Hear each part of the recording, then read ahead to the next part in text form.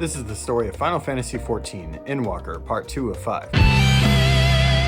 Now we left off where the heroes just took down the Tower of Zot, and Graha'Tia cast a great levitation spell to save the group. Let's get started.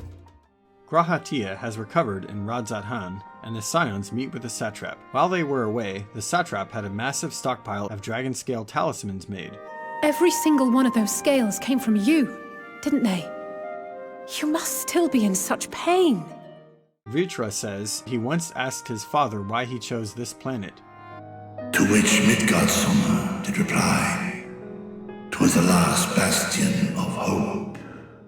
His father said dragons would survive so long as Hydaelyn endures. To this day, Vrtra does not know the full meaning of his father's words. The Scions thank the dragon and leave to get their talismans, but Vrtra speaks to the hero privately and says to always protect his friends.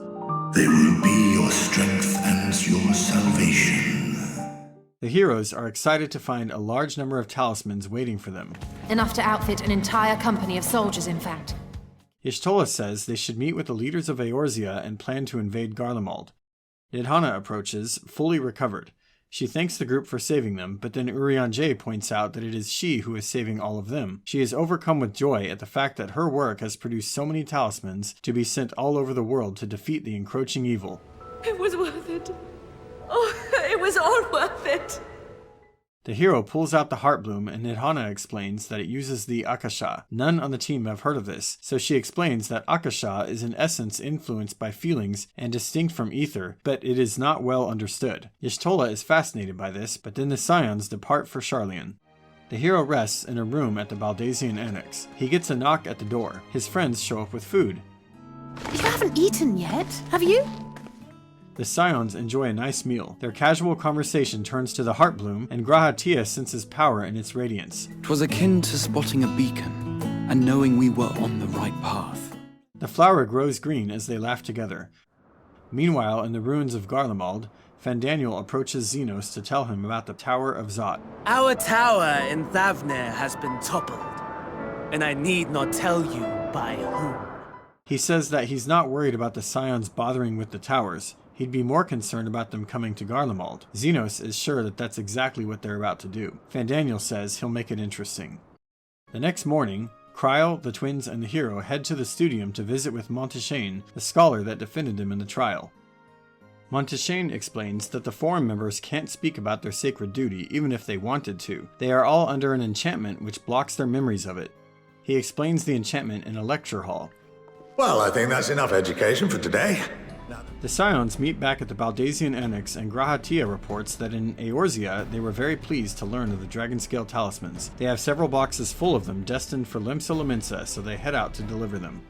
In Lominsa, the hero meets with the Eorzean leaders. They are grateful to receive the talismans, and they discuss Garlemald. They agree that the people of Garlemald are victims too, and they agree to advance into the land of Ilsabard and liberate Garlemald. The Scions agree to help, and they then travel to Mhigo, where the Ilsabard contingent is preparing for the advance.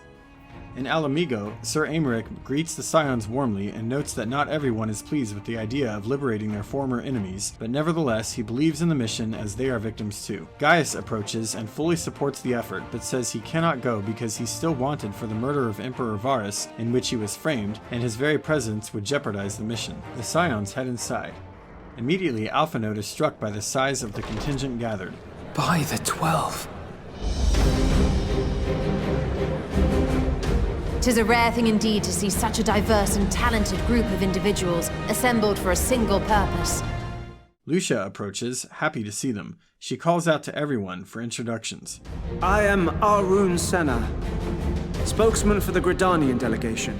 The name's Sicard, in case you've forgotten. Since we all know how much the Empire loves its steel, we thought we'd bring along a few smiths to make the most of it. Lise introduces her company and says Garlemald and Mhigo will be on the front line. Naturally, Marshal Terrapin and I will be leading from the front. It's been some time since I last saw you in your element on the battlefield. As for Ishgard, we Temple Knights have come in force to uphold our nation's commitment to the peace and welfare of our allies. Emmanuelaine steps forward ready to fight, but as before is no fierce warrior. But should the opportunity arise for a spot of ballroom dancing, I will be your twinkle-toed gentleman of light. The tribes of the Azim Steppe step forward next. But now our thirst for slaughter will be slaked. No quarter to the enemy! Members of the Dalmascan and Bosjan resistances are present as well. Dalmasca, Bosnia, Alamigo. All lands which have suffered the tyranny of the Empire. Alfino and Alice remind the contingent that the people of Garlemald are victims too. They're just people. No different from you or I. Lucia says the closest they can approach by airship is Magna Glacia, and they will have to make the rest of the trip on foot. The hero hands out Dragonscale talismans, and then the Scions meet outside. Tataru shows up and happily says she has tailored warm outfits for everyone for traveling to freezing Ilsabard. She also asks if she can work in Cerulean for the time being, and Y'shtola agrees to it. The airship fleet makes the journey and lands at Magna Glacia. Lucia reports that Thancred has scattered ahead and found heavily armed Imperials. It's a combination of the 1st and 3rd Legions, which were on opposing sides in the civil war that followed Varus' death. These legions were enemies. Alfino says they are probably tempered. Thancred sent word earlier that he could detonate explosives on their Magitech armor, thus destroying lots of their weaponry and causing a distraction. They split into 2 groups, a vanguard in front and a group to escort supplies in the rear. Thancred receives approval for his plan. He tells his party he will set the explosives. After we've withdrawn to a safe distance, we'll detonate them remotely.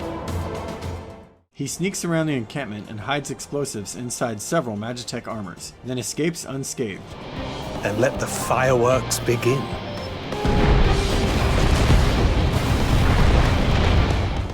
The hero walks with the escort group. The Vanguard should be engaging the Imperials any moment now, if they haven't already. They are soon attacked. Keep them away from the carriages! We lose those, and we're as good as dead! The rearguard engages the Imperial party. At the front lines, Y'shtola and the Vanguard face many Imperials head-on. The Warrior of Light shows up to help. They face Virgilia, the enemy commander, and several Magitech Reapers, and defeat them all. The day is ours, thanks to your timely arrival. The contingent enters Garlemald and finds it empty. Not so much as a whisper. They decide to make camp, and Lucia names this location Broken Glass. A monstrous tower, larger than the Tower of Zot, is seen in the distance. Many of the tempered Imperial soldiers have been captured and are being cured now. Maxima suggests we ask them about the events leading to the Empire's downfall. Lucia and Sicard discuss fixing broken heaters, and Thancred plans a recon mission. Lucia asks the hero and Alice to look for survivors. You all have your duties. Let us make haste. May the Fury bless and keep you. Emmanuelaine offers to help the hero and quickly spots a survivor with his telescope. The hero tracks her down. The Garlean girl is terrified of the Eorzeans and calls them savages. Alfino insists they mean no harm and explains that the tower is tempering her people, but is curious why she is unaffected. She says her name is Licina and she has no idea why the tower hasn't affected her. She describes waking up in a post-apocalyptic hell where the few people remaining are mindlessly enthralled by the tower. She introduces a few friends she's been hiding with. The heroes help them by building a small fire and giving them potions. The hero hears odd music from a box. A despondent Guardian explains that it is a Cerulean-powered radio. He says the broadcasting station has been abandoned and they've heard only a single song on an endless loop for a long time, a patriotic Garlean ballad. Licina asks the hero about how they got here, but he hears a voice in a locked room behind her. She dismisses it and asks the hero for a favor. She wants him to go to a cave where Cerulean miners are hiding to see if they can get any from them. The hero agrees to check it out and is attacked at the entrance to their cave. He defeats them and Alice accompanies him to enter. The miners inside are not loyal to the Empire. In fact, they were all brought in from other conquered nations. They won't reveal their secrets to obtaining Cerulean, but they are willing to trade for it. During conversation, it's revealed that Licina is hiding her sister who is sick, and Alice wonders why. Returning to Licina's hideout, they find her missing and Alfino says they attacked him. A few wounded Guardians remain. They call the heroes vultures, just waiting for the right moment to get revenge, and they don't believe the heroes are here to help. The heroes insist they are here to help, and Alice asks where Licina and her sick sister went because she has a tonic for them. The wounded Guardian refuses to help. Alice and the hero leave to try and find them. After some searching around, they find their cold, bloodied bodies and their radio. Why wouldn't they? Maybe we don't belong here, but neither did they. Not out here in the wind and the cold. The twins bury their bodies and talk about how these sisters believed Varys still lives. Alphino speaks to their graves about hope for the future. And see that no more children are left to freeze alone in the snow. They return to Broken Glass to discuss with Lucia and the others. Maxima offers to speak with Licina's friends. They may be more willing to listen to a fellow Garlean and accept our offer of assistance. Then Y'shtola gives an update on her end. She's been healing the Tempered Imperials, and they have gained some knowledge about the fall of Garlemald. The assassination of Emperor Varys was the catalyst for the civil war. Nerva declared his claim to the throne, and his opponents refused to recognize it. After this, the 1st and 3rd Legions fought openly in the city, which Arun Senna says would never have happened unless something or someone inflamed their animosity. Rumors were spreading that Xenos was possessed by a demon, and then supporters of his rival Titus started getting demoted or disappearing. Maximus says that House Brutus appears to have been funding both sides of the conflict. Alphino points out that Asahi Sas Brutus was actually Fandaniel. So Fandaniel, in the guise of Asahi, was playing both sides against each other the entire time. Maximus says there was a tremor throughout the land, and from then on they remember nothing. Then Arun Senna reveals something very peculiar, that the radios they have been listening to have nearly identical ether to that of the Talismans. While it is likely more by coincidence than design, these devices might also ward against a primal's influence. So this may explain why those huddled around radios were not tempered. Just then, a Garlean soldier is caught stealing supplies from the camp. Who do we have here? His name is Jullus, and he is enraged to see Garleans working with Eorzeans and calls them traitors. Lucia explains they are here to help, and instead of stealing, they will freely give him supplies if he's in need. He rejects the offer. I will not negotiate. My commander will determine how to deal with you and yours. Instead, the hero and the twins willingly travel with him to meet his commander. On the way, the heroes tell him they can capture and cure the Tempered Imperials, but Jullus refuses and doesn't trust anything they offer. They arrive at the hideout and meet Commander Quintus. Very well. Let us hear what they have to say. Alphino repeatedly tells him they are only here to help, but the commander is having none of it. If a world without conflict is your desire, why reject the unity and prosperity of Garlemald? He then orders his men to put shock collars on the twins so they can't leave or do anything out of line, and he tells the Warrior of Light he'll shock the twins if he steps out of line as well. Jullus takes them away as their escort, but they are free to roam the camp. The hero talks to a few around the camp, but they see him as enemy number 1 and call him a murderer. Many of them are on the verge of death. The hero finds a radio in the middle of the camp, which may have also spared these Garleans from being tempered. Returning to Jullus, he says their Cerulean was stolen, which they were using as fuel, so the people are going to freeze to death. Alisei offers some, and he still refuses their help. He says multiple Imperial legions will band together and storm the Tower of Babil, and then everything will change. He then escorts them outside to scavenge for some instead. After a lot of fruitless searching, the hero finds some inside an old heater. They go for a second Cerulean run, and at a moment when the hero is at a distance from Jullus, Thancred contacts him via Link Pearl. He's happy to hear that the Imperials plan to storm the Tower of Babil. An interesting development, and perhaps the opportunity we've been waiting for. He tells the hero to continue to comply for now. Jullus and the heroes return to the camp, and to their surprise, Quintus does not want to use the Cerulean for warmth. Use what you procured to refuel the armor. They then take the twins as prisoners and plan to take Magitech Reapers and demand supplies from Lucia's camp at Broken Glass. On their way to Camp Broken Glass, Jullus stops by his ruined home and explains that he had to kill his own tempered family.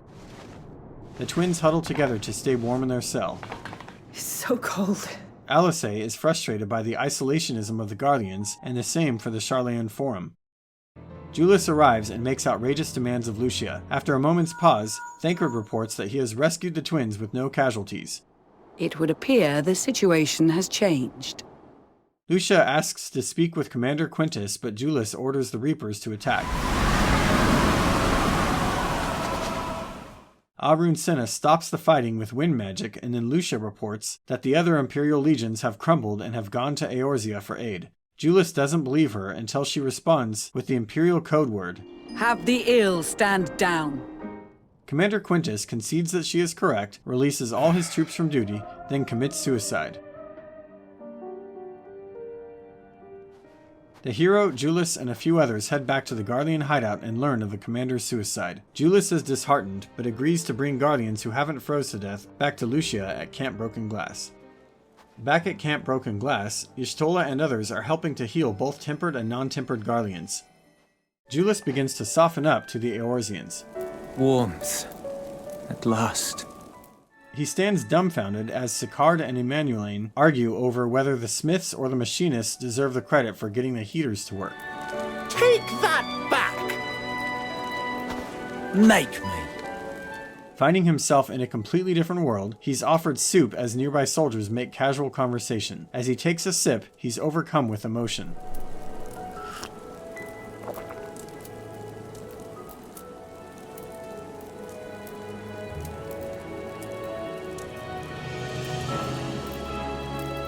It's the little things that make life worth living, don't you think?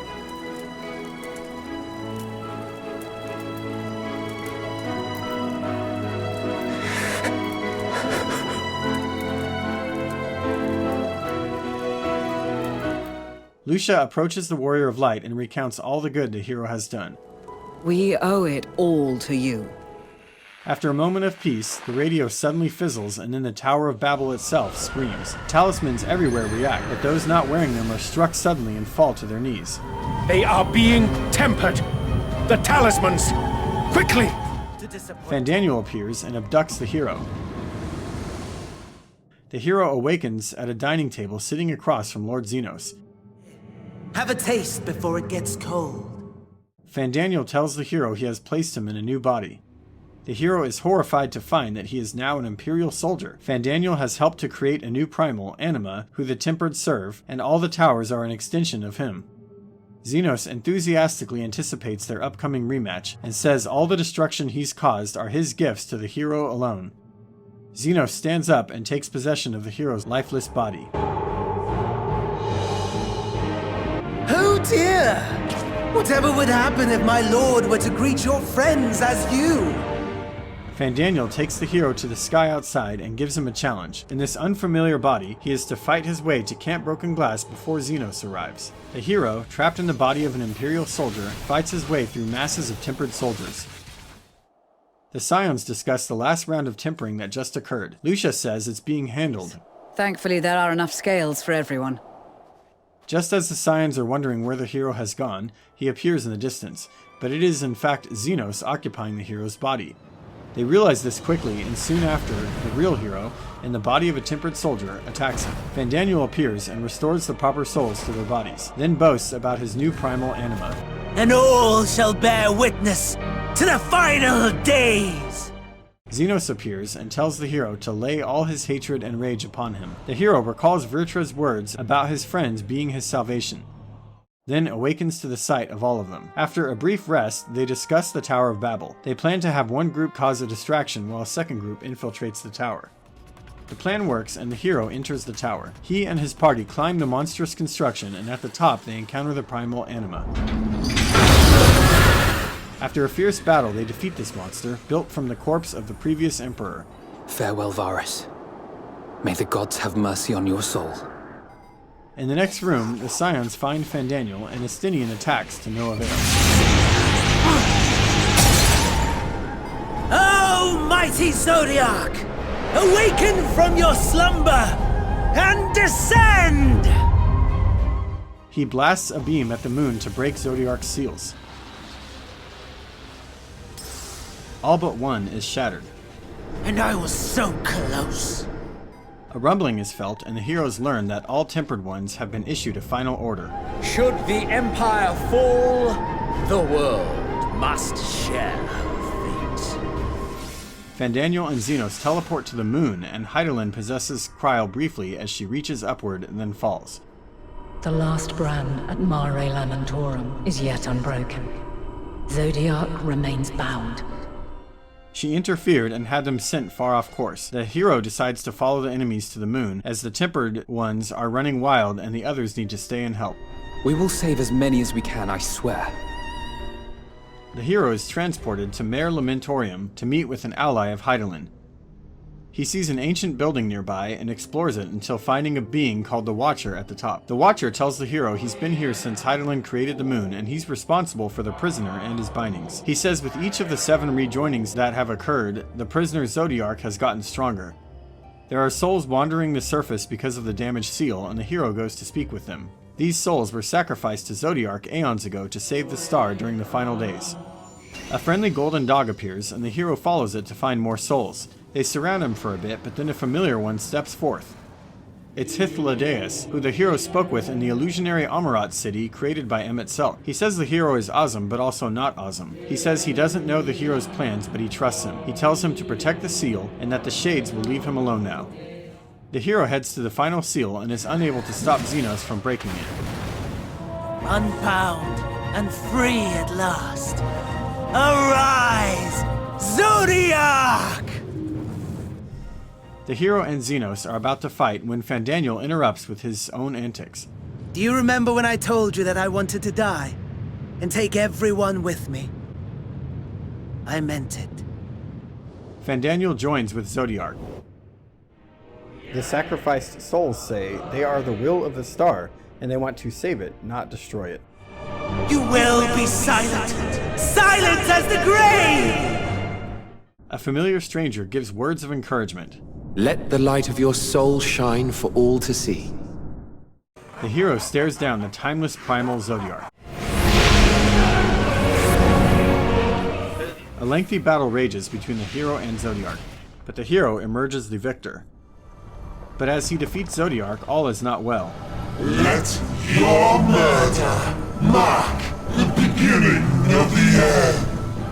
The coming of the final days!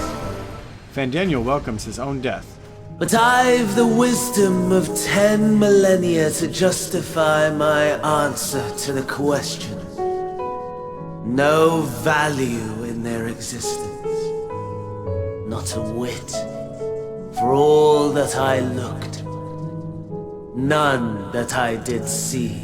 I, the star, and every living being, consigned to your oblivion.